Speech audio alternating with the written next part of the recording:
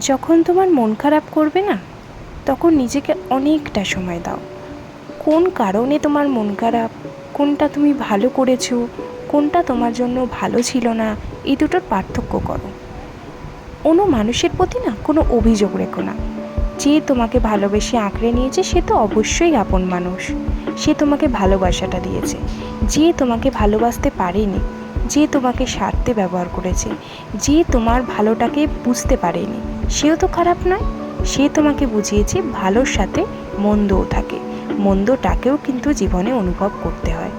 জীবনে আকাশ পরিমাণ নিজেকে ভালোবাসো, মন্দ বলার লোকের অভাব নেই বন্ধু।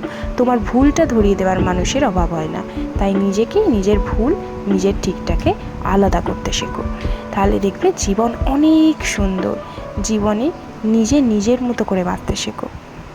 জীবনে না কোনো জিনিসটা পাওনি বলে সেটা নিয়ে একটু আফসোস করো না। সবসময় মনে রাখবে, পৃথিবীতে প্রতিটা মানুষ কিন্তু সব কিছু পায় না।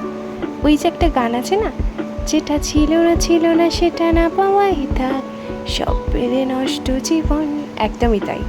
এত প্রাণ উচ্ছল করে বাঁচো যাতে সামনের মানুষগুলোও তোমাকে দেখে ভয় পেয়ে যায়, যে মানুষটার মধ্যে কি করে এতটা উৎফুল্লতা থাকতে পারে।